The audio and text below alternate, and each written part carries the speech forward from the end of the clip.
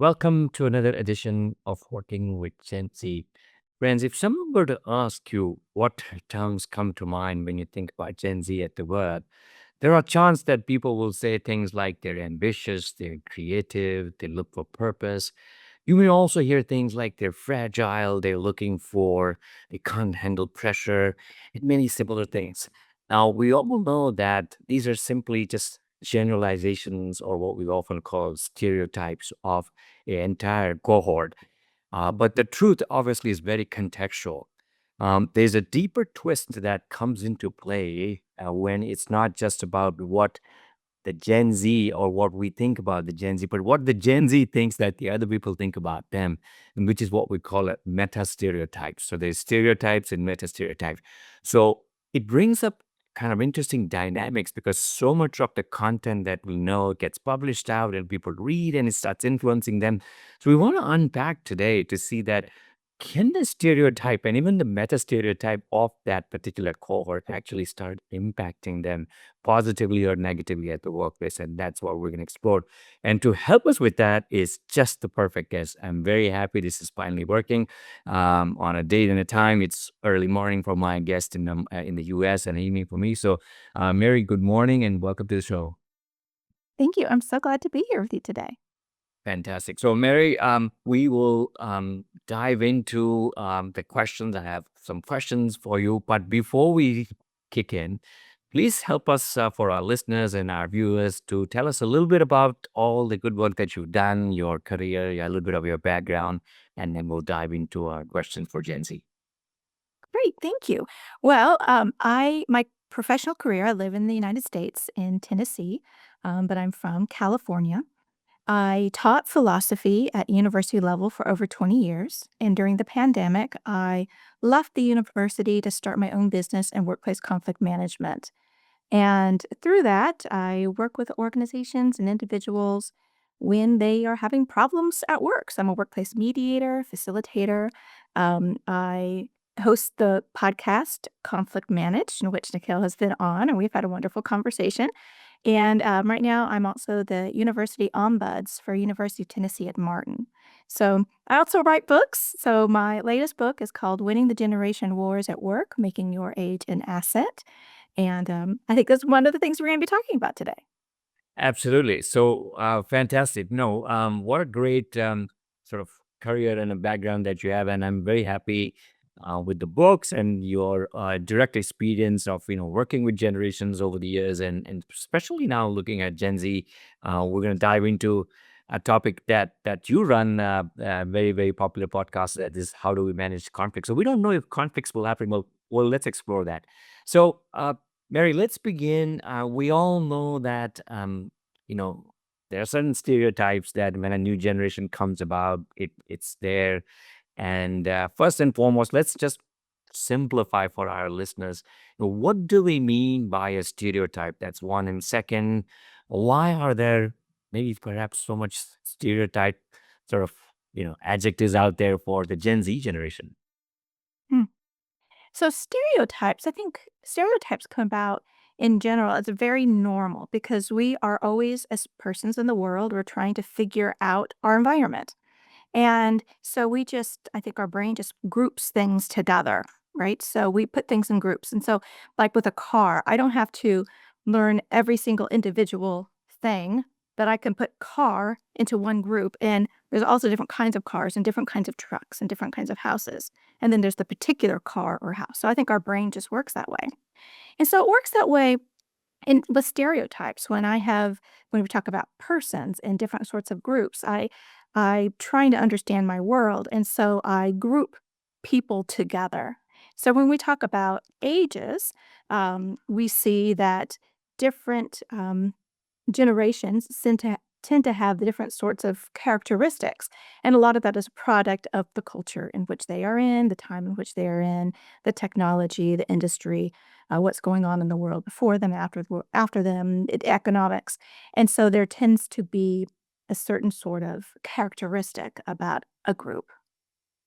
And I think another reason we do stereotypes is because when it comes to generations, we are trying to again figure out um, what we're getting into when we meet somebody. right, from a particular generation. And so I might have positive thoughts about a certain generation or negative thoughts, but it's sort of like a base level instead of just seeing somebody in front of me and I have they're a blank slate. We don't do that.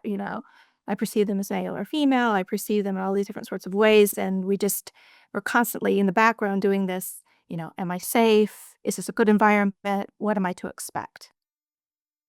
Yeah, so absolutely. So I think you've explained beautifully, like it's how we look at a certain set of ways in which a cohort works, and then kind of generalize that. Right now, it can work both ways. In your view, what's been your experience? Do we tend to see that stereotypes generally help more than harm? And we'll get to Gen Z, but at the end of the day, they are stereotypes. But how should at the workplace, right, we think about stereotypes? I think it's a really interesting question about, do stereotypes do more harm than good? And I think when we think about stereotypes, what comes to mind is typically the negatives. So we don't tend to think about, I have this positive stereotype, because if something is positive, it's just almost normal, like things are running well or it's a good sort of anticipation. We tend to notice things when they're broken, right? I don't notice that I'm feeling well. I notice when I'm feeling sick, right? I don't notice my car is running well. I notice when it's right. And so we just notice those things that aren't working. And so we notice the negative stereotypes. And they come into work as they come into other places because we are trying to predict what is going on around us, predict our role in the environment, what to do next, belonging, like, do people want me here? What's going on? What are expectations? And so we're always doing this sort of predictive algorithm in our minds. And so they come into play because especially with social media, we encounter stereotypes externally. And then I come in and I wonder, is that going to be my experience? Or I have had certain experiences with people of different generations. And then I just make this sort of generalization that more than likely this person's also going to fall into that pattern. Right. So if you are a manager, just to kind of take that conversation a bit further, and if I'm, taking on board a Gen Z, and as you rightly said, it is a generalization, right? And how do I kind of keep in mind, like, okay, the Gen Z, and even in the, a place like US, there are cultures and subcultures, and if you're someone in Texas versus say let's say California versus far northeast, right? I think so. As a manager, what do I have to keep in mind to ensure, like, okay, we're leveraging the best of the cohort that's coming in. Mm.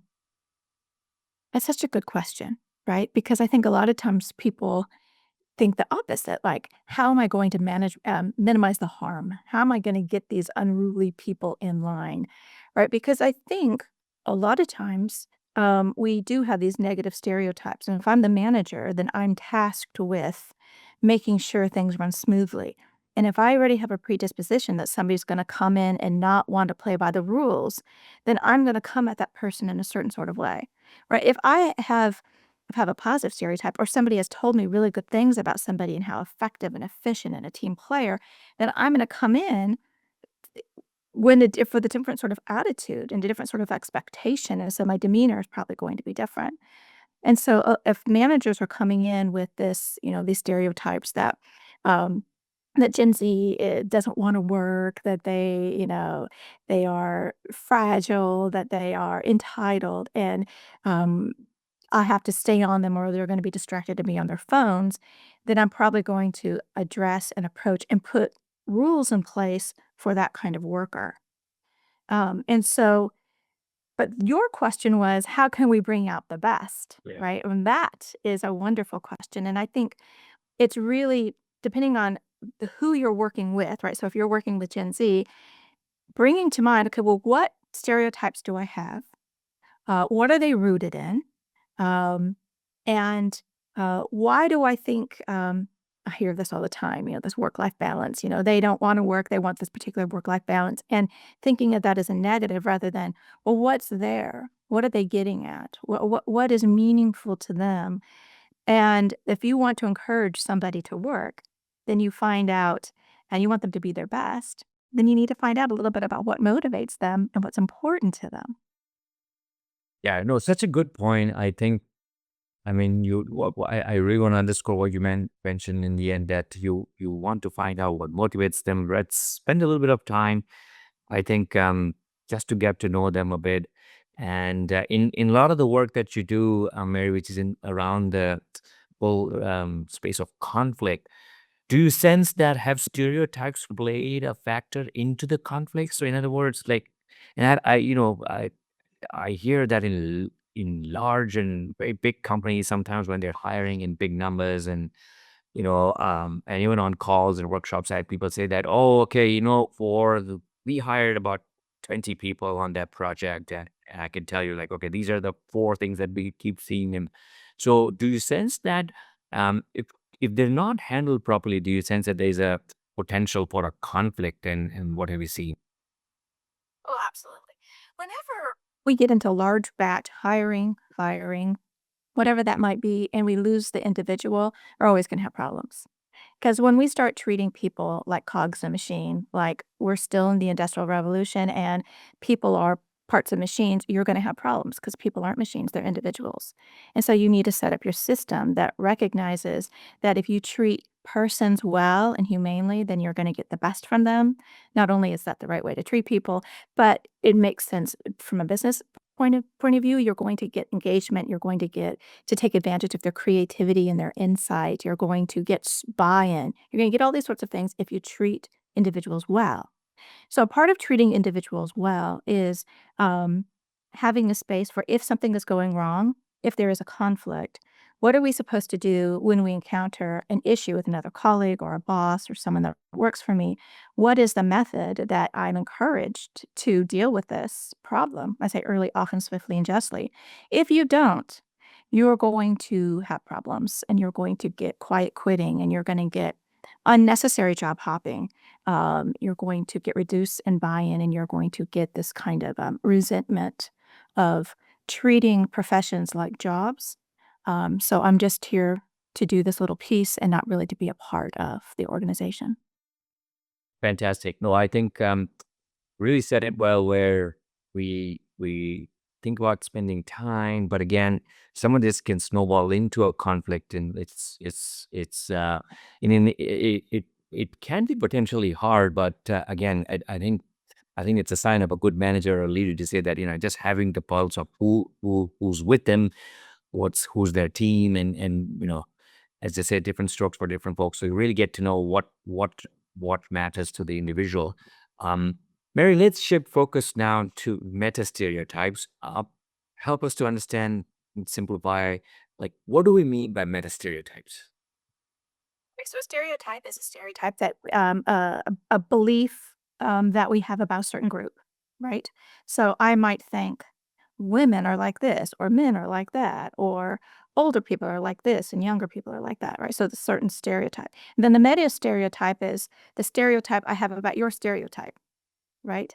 So this we see a lot. I'm sure you see it, and I see it too. And so I'll say, maybe someone from an older generation will say, well, those younger people think this about me, right?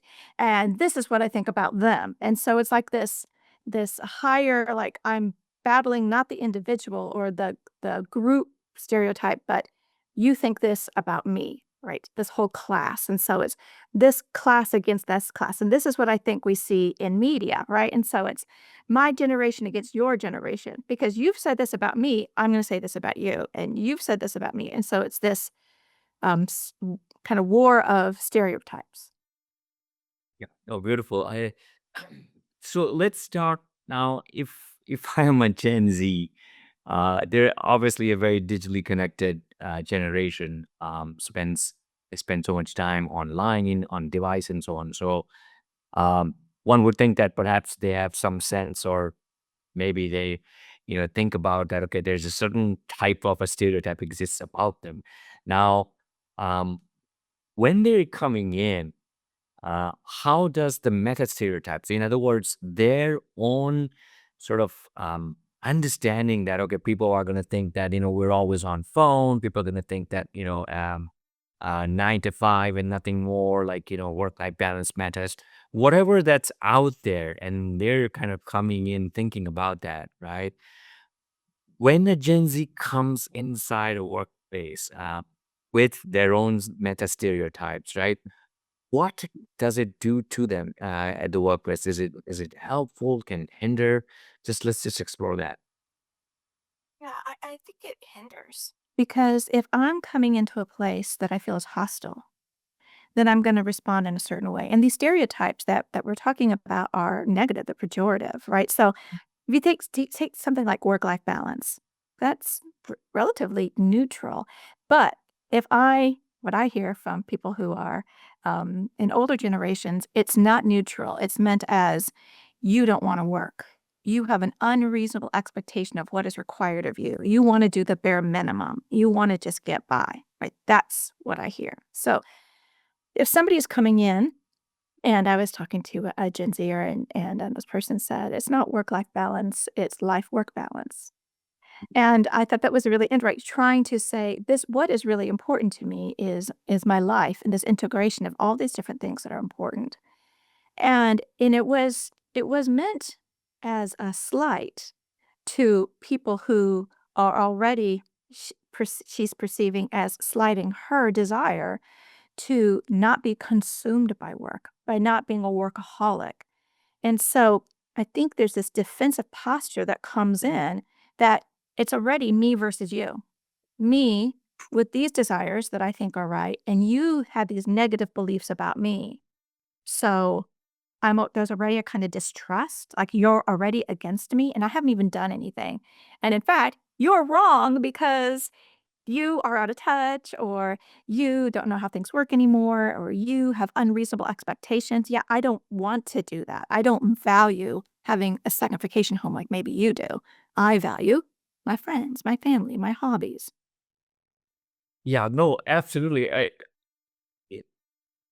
So, Mary, like, the whole notion of meta stereotype is obviously something I'm carrying in myself. It's in my head.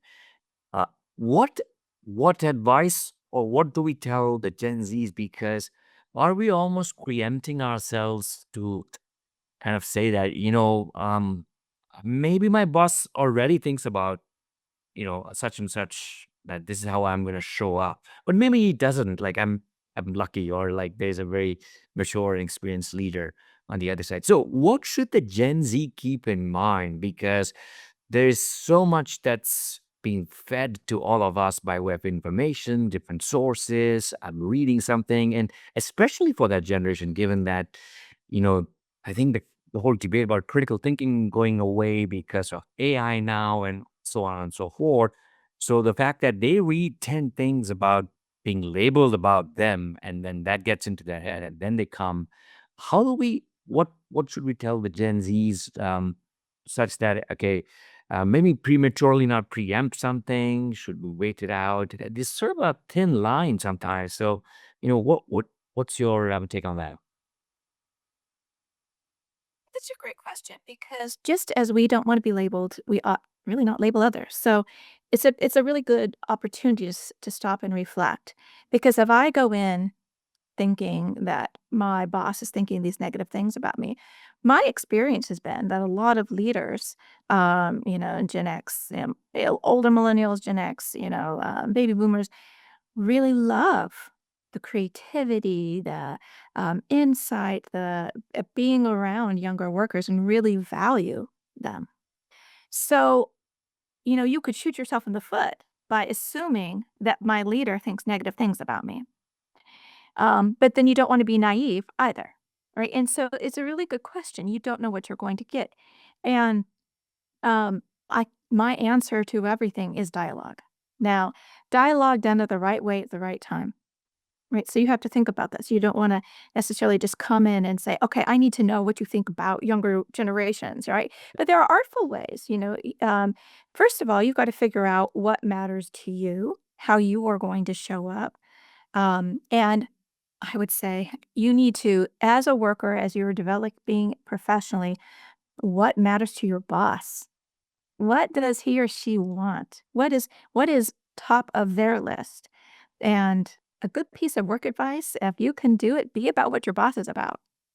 And then when you understand and your boss sees your work ethic, sees what you're interested in, that can open the door to having these kinds of conversations. Fantastic.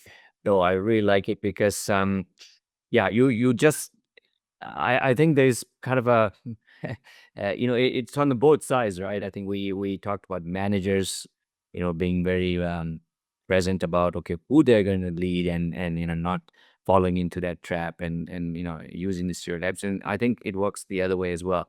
In your view, Mary, what would you say is the one most common stereotype about Gen Z, which may be a bit overrated or overdone, and then maybe one which is underrated. In other words, like there's so much that is under leveraged, and so just curious to know, like, if we had to get rid of one stereotype on from the top versus like bring one which is underrated, what would you say? So I'm tempted to say, the younger generation doesn't want to work anymore, right? That is like the song is old as time. I mean, that comes up over and over again. But what I really want to say is that younger generation is unprofessional.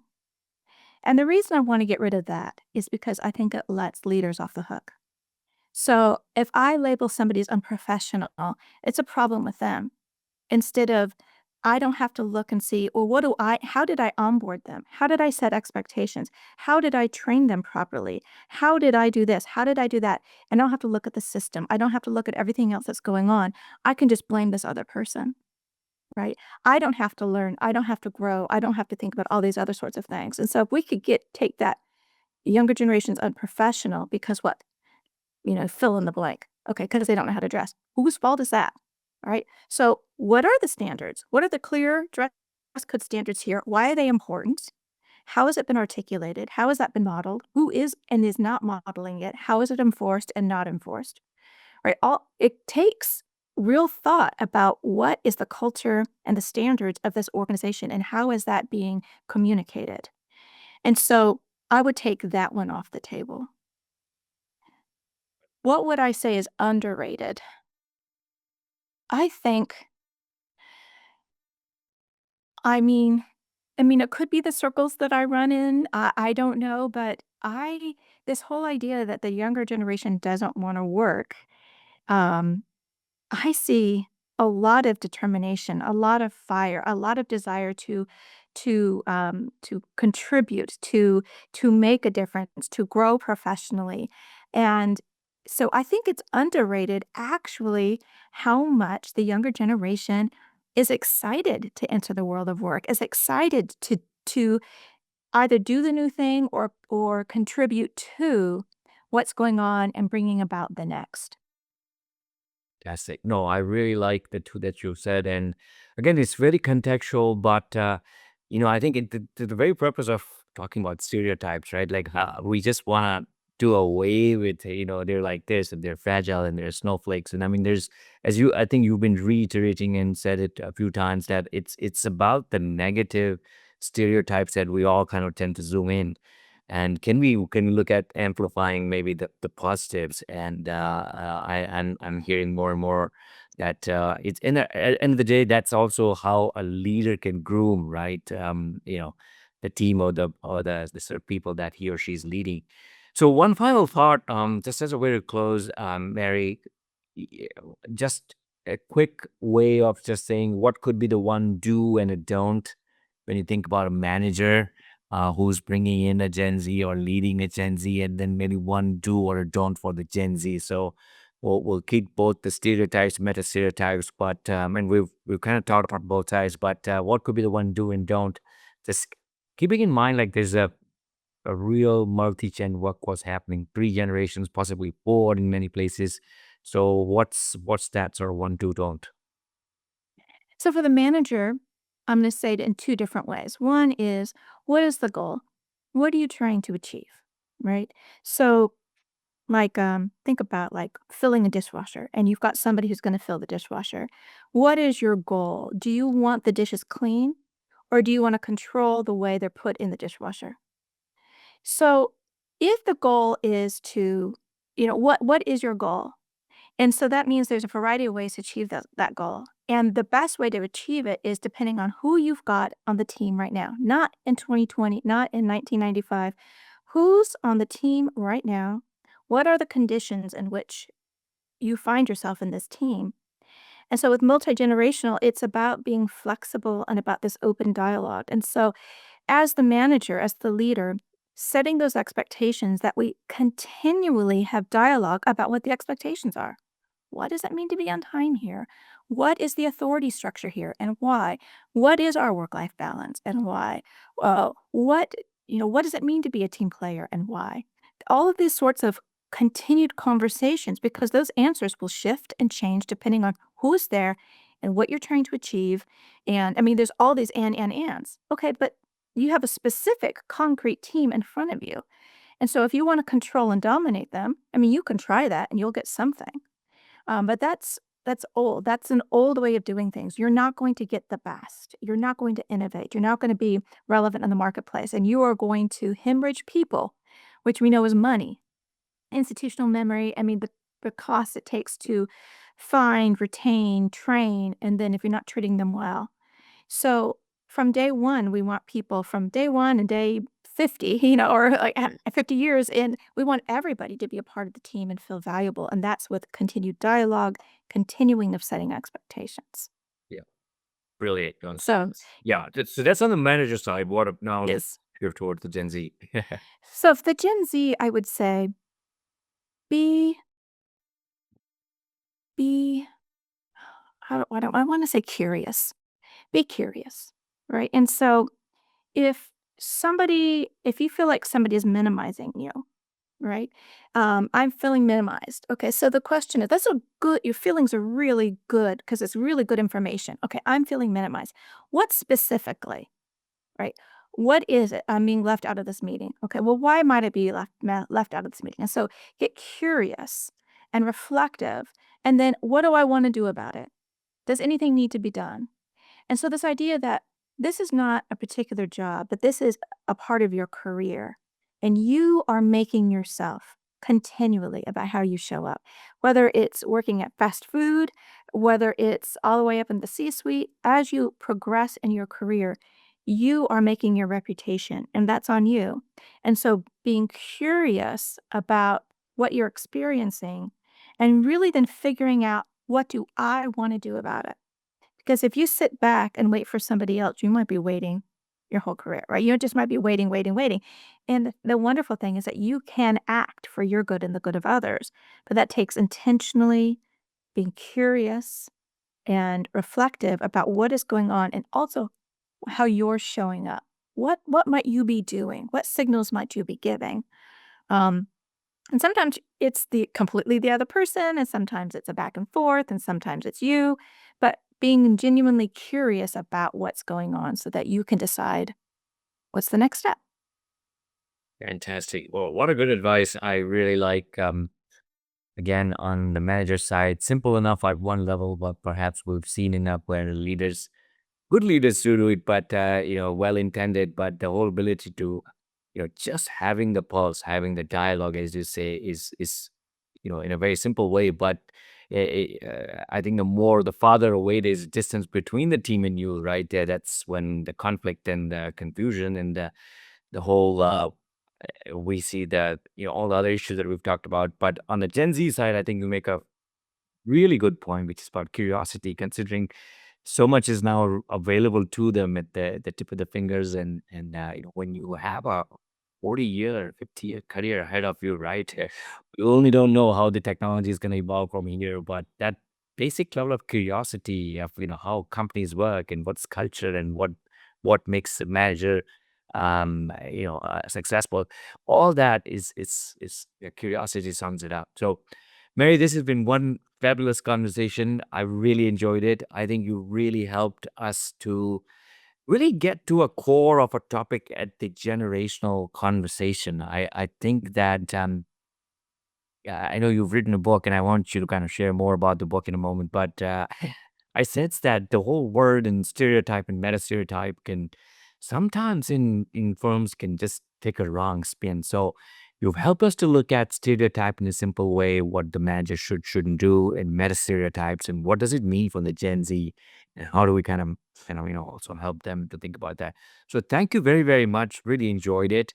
I do want, before we close out, for you to share a little bit about the books that you've written, but especially the book that you've just released, and also where can people find you, and what are your some of the handles where like people can look you up. Well, thank you so much for inviting me to have this conversation. It's fun to have a meta conversation. And so that's been so delightful. So, my latest book, Winning the Generation Wars at Work, Making Your Age an Asset, is really an ode to dialogue. And it starts with this uh, thought about war. Like, war is always a failure of communication, it's always a breakdown. And we see war in the world today, and obviously that is a great failure. And we see many wars on a much smaller scale happening all the time in our work environments, sometimes for very devastating consequences. A kind of pain and what happens to people at work is unconscionable, and some of that can be uh, overcome through dialogue. And that's really what this book is about. How do we stop these narratives that we see that are unnecessary, that pit us against them? Whenever it's me versus you at work, what are we doing? No, we're all going towards the same goal. So if that is really the case, but I don't understand you, you're other to me, and I've maybe had bad experiences, or the media I consume tells me that you're bad in some way, how do I get past that? And the answer through the whole book is dialogue. And so it's a whole ode to how do I have those conversations? First of all, it starts with why to have them. Um, and if you want to win in business, if you want to have a good career, you're going to have dialogue and get used to it. And then how to do it. What are the different ways in which we can continually intentionally have dialogue? Because dialogue, if you want to win the generation wars at work, it's having dialogue not once, but for the rest of the life of the organization. It's committing to having continued conversation about setting expectations and culture, how we're going to treat each other, and how that all works with the mission, what we're trying to achieve. So that's what that book is about. And you can find the book on Amazon. You can find me online at 3pconflictrestoration.com. Email me, 3pconflictrestoration@gmail.com, and on LinkedIn, Mary Brown. Fantastic. Well, you've sparked a lot of curiosity, Mary. I hope that people can really kind of double click to what you just said. That one simple word, dialogue, my goodness, and so much lies in that one word. And your entire book is positioned and framed about that. But that it sounds like there's so much we all need to think about in organizations, in cultures, and certainly multi generations now, which is becoming so more pronounced because people are working longer, and technology is kind of displacing some jobs, and it's like the perfect storm. So please go check it out. It's there. I'm gonna check it out as well. And Mary, thank you once again. Fabulous conversation. I wish you all the very best, and enjoy the upcoming summer that is gonna hopefully come there in your part of the world. But we're already experiencing summer. So thank you and take care. Oh, thank you so much. Take care.